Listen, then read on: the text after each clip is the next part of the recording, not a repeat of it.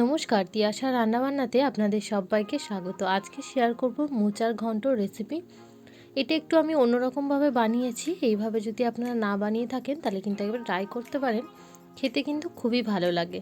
তার জন্য সবার প্রথমে গ্যাস অন করে কড়া বসিয়ে তার মধ্যে তেল দিয়ে দিয়েছি একটা পেঁয়াজ। পেঁয়াজটা খুব বেশি ভাজবো না, হালকা ভাজা ভাজা হলে এর মধ্যে আমি দুটো মিডিয়াম সাইজের আলুকে এভাবে টুকরো টুকরো করে কেটে নিয়েছিলাম।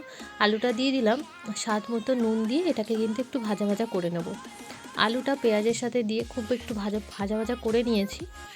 এবার এর মধ্যে আমি অ্যাড করে দেবো কিছুটা পরিমাণে বাদাম দিয়ে এভাবে কিন্তু মোচার রেসিপিটা একবার ট্রাই করতে পারেন। খেতে কিন্তু দুর্দান্ত স্বাদের হয়। তারপর এখানে আমি মোচাটা দিয়ে দিয়েছি। মোচাটা কিন্তু আমি আগে থাকতেই সেদ্ধ করে নিয়েছিলাম, প্রেসারে দিয়ে একটা সিটি দিয়ে নিয়েছি, আমি আর সেটা দেখাইনি।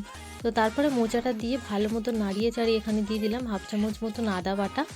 এবার আদা বাটাটা দিয়ে আবারও 2 মিনিট মতন ভালো মতন কষিয়ে নিয়ে দিয়ে দিলাম 1 চামচ মতন ঝাল লঙ্কার গুঁড়ো আর হাফ চামচ মতন হলুদ গুঁড়ো। ঝালটা কিন্তু অবশ্যই আপনারা স্বাদ মতন দেবেন, যে যতটা পরিমাণে ঝাল খান সেই অনুযায়ী কিন্তু এখানে ঝালটা অ্যাড করে নেবেন। দিয়ে এবার মশলার সাথে সমস্তটাকে কষিয়ে নেব। তারপর আমি দিয়ে দিলাম হাফ চামচ মতন ধনের গুঁড়ো। 2 থেকে 3 মিনিট মতন খুব ভালো মতন করে কিন্তু এটাকে একটু কষিয়ে নেব। তারপর আবারও দিয়ে দিলে হাফ চামচ মতন জিরের গুঁড়ো, দিয়ে আবারও 2 থেকে 3 মিনিট মতন এটাকে একটু কষিয়ে নিয়ে দিয়ে দিলাম হাফ চামচ মতন একটু চিনি।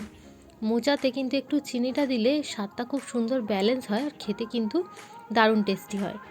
তারপর এর মধ্যে হাফ কাপ জল দিয়ে ওপর দিয়ে ঘি আর গরম মশলার গুঁড়ো দিয়ে রেডি হয়ে গেল আমাদের দারুণ স্বাদের এই মোচার তরকারি।